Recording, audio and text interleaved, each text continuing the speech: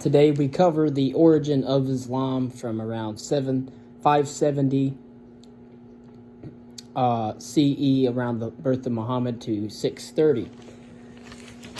We're still talking about the mastery of the past, which is in German Vergangenheitsbewältigung, and the constant augmentation of the rational in human life, which in French is Rationalisierungsprozess. And so we move into the rise of Islam. The Arabs were a Semitic-speaking people of southwestern Asia with a long history. They were mentioned in Greek sources of the 5th century BCE and even earlier in the Old Testament of the Abrahamic faith. The Greek historian Herodotus had applied the name Arab to the entire peninsula, calling it Arabia. In 106 BCE, the Romans extended their authority to the Arabian Peninsula, transforming it into a province of their growing empire. During Roman times, the region was inhabited primarily by the Bedouin Arabs, nomadic peoples, who came originally from the northern part of the peninsula. Bedouin society was organized on a tribal basis. The ruling member of the tribe was called the Shak or Sheik, and was selected from one of the leading families by a council of elders called the Majlis. The Sheik or the Shak ruled the tribe with the consent of the council. Each tribe was autonomous but felt a general sense of allegiance to the larger unity of all the clans in the region. In early times, the Bedouins had supported themselves primarily by sheep herding or by raiding passing caravans, but after the domestication of the camel during the 2nd millennium BCE, the Bedouins began to participate in the caravan trade themselves and became major carriers of goods between the Persian Gulf and the Mediterranean Sea. The Arabs of pre-Islamic times were indeed polytheistic, with a supreme god known as Allah presiding over a community of spirits. And so much like the Abrahamic faiths, it had a polytheistic twist before it became monotheistic. It was a communal faith involving all members of the tribe and had no priesthood. Spirits were believed to inhabit natural objects such as trees, rivers, and mountains, while the supreme deity was symbolized by a sacred stone. Each tribe possessed its own stone, but by the time of Muhammad, a massive black meteorite housed in a central shrine called Kaaba, or Kaaba, in the commercial city of Mecca, had come to possess especially sacred qualities. In the 5th and 6th centuries CE, respectively, the economic importance of the Arabian Peninsula began to increase. As a result of the political disorder in Mesopotamia, a consequence of the constant wars between the Eastern Roman Byzantine and Sasanian Persian empires, and in Egypt, the trade routes that ran directly across the peninsula or down the Red Sea became increasingly perilous, and a third route, which passed from the Mediterranean through Mecca to Yemen and then by ship across the Indian Ocean, became more popular. The communities in that part of the peninsula benefited from the change and took a larger share of the caravan trade between the Mediterranean and the countries on the other side of the Indian Ocean. As a consequence, relations between the Bedouins of the desert and the increasingly wealthy merchant class of the towns began to become strained. The role of Muhammad into this world, Muhammad was also known as Muhammad, or Muhammad. He was a man whose spiritual visions unified the Arab world.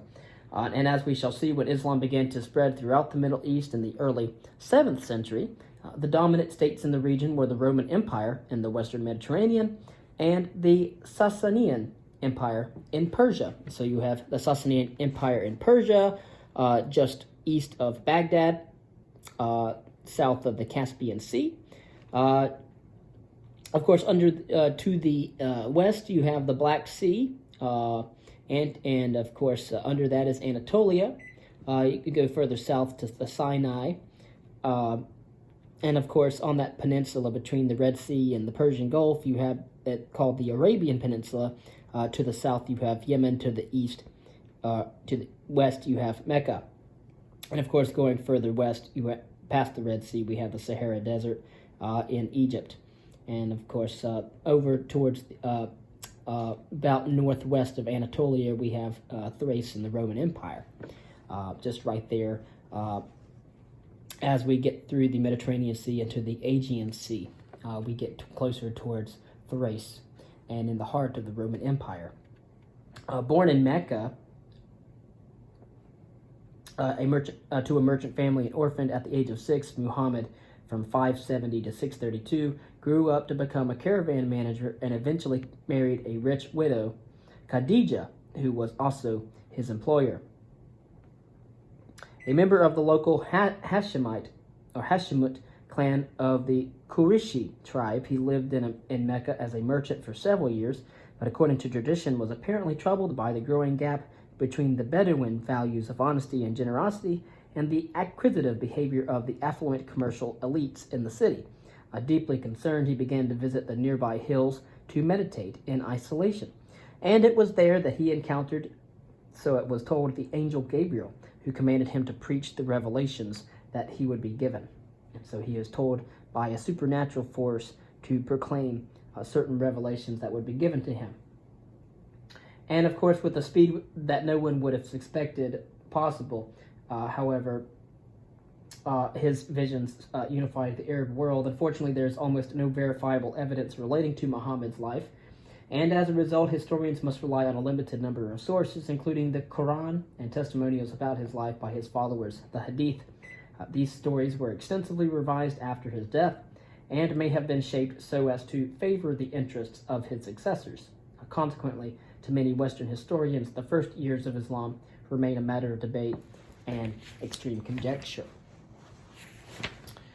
It was said that Muhammad was acquainted with Jewish and Christian beliefs and came to believe that while Allah had already revealed himself in part through Moses and Jesus, and thus through the Hebraic and Christian traditions, the final revelations, he said, were now being given to him. And out of his revelations, which were eventually dictated to scribes, came the Quran, or meaning recitation, also spelled Quran.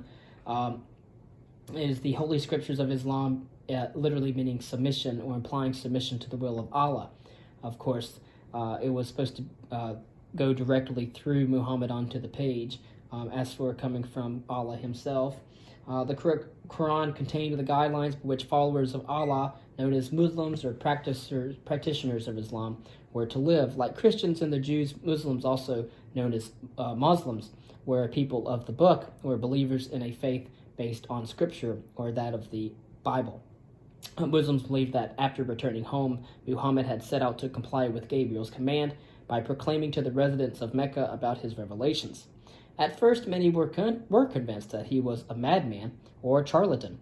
Others were likely concerned that his vigorous attacks on traditional beliefs and the corrupt society around him might severely shake the social and political order. After 3 years of proselytizing, he had only 30 followers.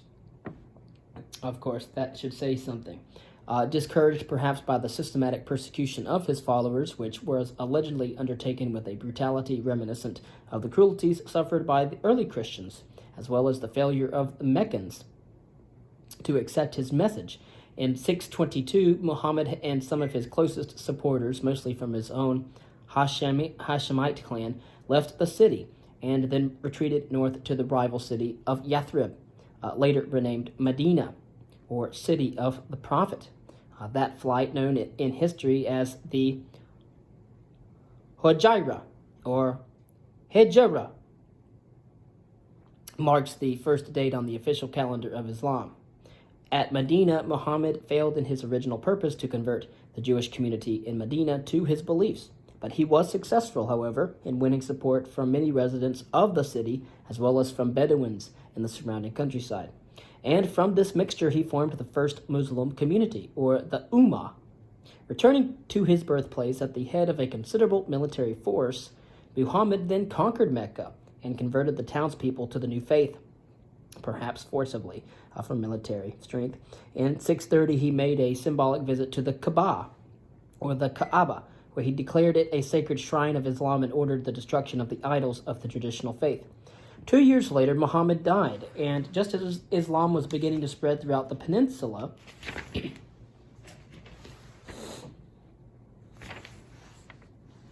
Concerning the teachings of Muhammad, like Christianity and Judaism, Islam is a monotheistic religion. Allah is all-powerful and an all-powerful being who created the universe and everything that is in it. Of course, Islam is also concerned with salvation and offers the hope of an afterlife.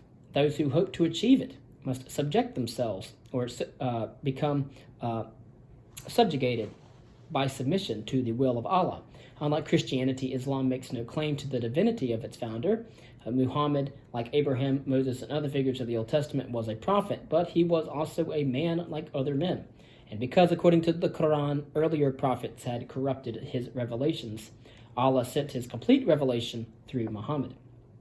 At the heart of Islam is the Quran, of course, with its basic message that there is no God but Allah and Muhammad, his prophet, consisting of 114 surahs, or chapters, essentially, drawn together by a committee established after Muhammad's death. The Quran is not only the sacred book of Islam, or submission to Allah, but is also an ethical guidebook and a code of law and political theory combined together. And as it evolved, Islam developed a number of fundamental tenets. Of primary importance is the need to obey the will of Allah. This means following a basic ethical code that consists of what are properly termed the 5 pillars of Islam. The first is belief in Allah and Muhammad as his prophet, whatever that is. Standard of prayer 5 times a day and public prayer on Friday at midday to worship Allah. Observance of the holy month of Ramadan, including fasting from dawn to sunset. Making a pilgrimage, known as the Hajj, to Mecca at least once in one's lifetime, if possible that is, and giving alms, or zakat, to the poor and the unfortunate. The faithful who observe the law are guaranteed a place in an eternal paradise, a vision of a luxurious and cool garden shared by some versions of Eastern Christianity, with the sensuous delights so obviously lacking in the Arabian desert. Of course, Islam is not just a set of religious beliefs, but it is a way of life as well. After the death of Muhammad, a panel of Muslim scholars known as the ulama, or the ulama, drew up a law code called the Sharia to provide believers with a set of prescriptions to regulate their daily lives. Much of the Sharia was drawn from existing legal regulations from the Hadith, a collection of the sayings of the Prophet, supposedly that was used to supplement the revelations contained in the Holy Scriptures of the Quran. And so, believers are subject to strict behavioral requirements. In addition to the 5 pillars, Muslims are forbidden to gamble, eat pork, drink alcoholic beverages, or engage in dishonest behavior. Sexual mores are also strict as well. Contacts between unmarried men and women are discouraged, and ideally marriages are arranged by the parents. In accordance with Bedouin custom, polygamy is permitted, but Muhammad attempted to limit the practice by restricting males to no more than 4 wives. The degree to which the traditional account of the exposition and inner meaning of the Quran can stand up to historical analysis is a matter of debate. Of course, so is every other religious text. As explained earlier, the circumstances surrounding the life of Muhammad and his role in founding the religion of Islam remain highly speculative, and many Muslims may be concerned that consequences of rigorous examination might undercut key tenets of the Muslim faith. Of course, so do many other religions as well. But one problem is that the earliest known versions of the Quran available today, in fact, do not contain the diacritical marks that modern Arabic uses to clarify meaning. And so much of the sacred text is ambiguous and open to varying interpretations. And so that is the rise of Islam. Next, we'll talk about the Arab Empire and its successors.